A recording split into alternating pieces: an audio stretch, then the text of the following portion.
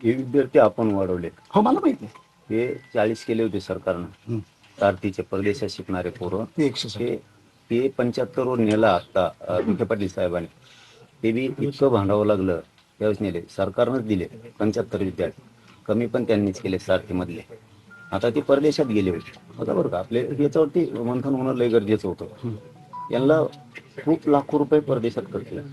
साथीच्या जोरावरती सरकारच्या जोरावरती विद्यार्थी परदेशात शिकायला गेले. परंतु सरकारनं अचानक ते 40 पोरावरती आणले. वरच्या पोरांनी काय करायचं? तर इकडे आई वडील वावर विकून सुद्धा तेवढे पैसे नाही भरू शकत. ते भांडून आपण ते घेतले. हे मुद्दा झाला. आता तुम्ही आणलंय हे मान्य बोललो मी. मला बघायचं पण नाही पण मान्य. पण 80,000 विद्यार्थ्यांची शिष्यवृत्ती कशामुळे? नाही आता दादा आपण जे म्हणालात या ज्या गोष्टी आहेत या काही गोष्टी कशासाठी थांबली, ह्या शिष्यवृत्ती मिळालीच पाहिजे या भावनेचा मी देखील. पण आजची परिस्थिती अशी झाली. आता आपली चर्चा चालली. आता काय मीडिया बाईट नाहीये.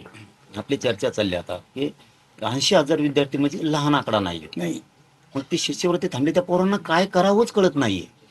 काय करावं हेच कळत नाही. बरं ही माहिती तुम्ही मीडियाच्या बाईटमध्ये म्हणले की हे डायलॉग होऊन सांगायला पाहिजे. विखे पाटील साहेबाला फोन लावा आणि त्यांना म्हणा तुम्हाला या 8 महिन्याच्या काळात आम्ही प्रति 15 दिवसाला काय सांगितलं नाही. बघा मी एकतर आरोप करायचा म्हणून करत नाही, खोटं बोलायचं म्हणून करत नाही. आणि मी जर तसं बिगडी असतो तर माझा एवढा मोठा समाजाने विश्वास ठेवला नसता. हे समाज इतका भयंकर ताकदीचा आहे. हे कोणावर विश्वास नाही ठेवत. मी तर कोणत्या झाडाचा पाला आहे. फक्त ते माझ्या इमानदारी आणि प्रामाणिकवर विश्वास ठेवलाय. म्हणून मला तुम्हाला हे सांगायचं की त्या 80,000 पोरांनी जायचं पुढे. विखे पाटील साहेबाला आम्ही वेळोवेळी हे विषय सांगितले. वेळोवेळी कधीही असं सांगितलं नाही असं नाही की तुम्ही संख्या कमी केल्या. महामंडळाचे बऱ्याचशा विषयात परतावे नाहीये. काल 150 कोटी दिलेत. आता आपले 600 कोटी रुपये थकलेत. आता काय करायचं? येतील ना दादा, का नाही येणार? पण ते पोरांचे शिविल खराब झाले. सरकारनं काय केलंय? आता त्या सरकारने दाखवलं की आम्ही मराठा समाजाच्या पोरांना उद्योगी करतोय. मग तुम्ही उद्योगी करायला निघालात पण ते कर्जबाजारी झाले. काय भांडायचं नाही का तुम्हाला? हे बघा तुम्हाला काय वाटतं की मी मुख्यमंत्र्यांना बोलतोय. आपण मूळ विषयावरच येऊ. हे कागद उगा तुमटे आणले तुम्ही हे दाखायला मला. नाही खरंच सांगतो बघा. हे आता उगा विषय आणायचं काम आहे. याच्यात काय तुमचं सगळ्यात खरं म्हणणं ते की मुख्यमंत्र्यावर बोलतात म्हणून तुम्हाला मी भांडतोय तुमच्या समाजाच्या लेकरासाठी, माझ्या समाजाच्या लेकरासाठी. मुख्यमंत्री ही व्यक्ती आमच्यासाठी शत्रू नाहीये, दुश्मन नाही. असती तर ह्याच मराठ्याने निवडून दिलं नसतं. एकदा फक्त मुख्यमंत्र्यांना म्हणा मराठ्याने तुम्हाला मतदान केलं नाही. एकदा नाही त्याच्याबद्दल काही दुमत नाही. हे भांडणच तुमच्याशी आता आमचं. हे आता भांडणच तुमच्याशी आमचं. तुमचं जे म्हणणं आहे ना हे बघा मी त्यांना इथून पाठीमागे तुम्ही मीडियाच्या बाहेर काढून बघा. कारण हे मला बोलावं लागणार आहे. हे मला तुमच्यापाशी बोलावं लागणार आहे. तुम्ही म्हणजेच मुख्यमंत्री आहेत थोडक्यात असं म्हणतात लोक. आता मला माहिती इथून पुढे अनुभव येईल उद्या सकाळपासून. आज तुम्ही इथून गेल्यावर काय खरं आहे नाही म्हणजे आता इथून गेल्यावर थोडं लक्षात येईल आता आमच्या सुद्धा की काय समाजाला आपल्या मिळालं. हे बघा तुमची आई खरंच आमची आई. इतके संस्कृती सोडलेले लोक आम्ही नाही. ज्या दिवशी आमच्या आईला मारलं का बोलू नये आम्ही त्यांच्या आईवर? त्या रक्ताच्या थारोळ्यात पडलेल्या आईला उचलायला पोलीस कदर करत नव्हतं.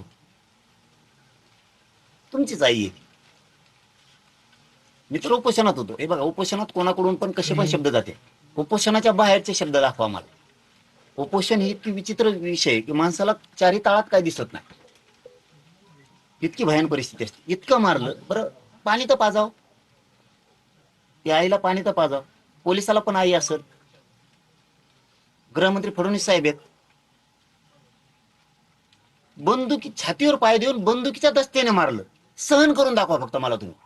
माझं फक्त एवढंच म्हणणं तुम्ही फक्त सहन करून दाखवा. आज तुम्ही मराठ्यांच्या भूमिकेत या. तुम्ही फक्त सहन करून दाखवा. आईच्या छातीवर पाय देणार, तिला मारणं, तिला गोळ्या घालणं, नाक तुटून गेले, कान तुटून गेले म्हणतो मी तुम्हाला. आणि मुख्यमंत्री म्हणते पोलिसालाच मारलं माझ्या लोकांनी, माझे माझे पोलीस आहेत, जनता तुमची नाही, म्हणून ते बोललं गेलेलं आहे. कोणाची भावना होणार नाही. आता तुमच्या मंडळी आमच्यात ताई आहेत, आत्ता फोन येतो तुम्हाला, त्यांना कोणतरी मारलंय म्हणून, तुम्ही अंतरवालीत बसून दाखवा मला. आणि आम्ही खानदानी जातवान मराठी असतो तर आम्ही ते सहन करून दाखवा तुमच्या ताईला मारलेलं. मुख्यमंत्री म्हणते ते माझ्यात पोलिसाला आणलं. मग हे पोलीस तुमचे पोलीस आहेत का? फक्त त्या दिवसापासून त्यांच्या विषयीचं मन आमचं बदल नसतं. आज आम्ही म्हणत होतो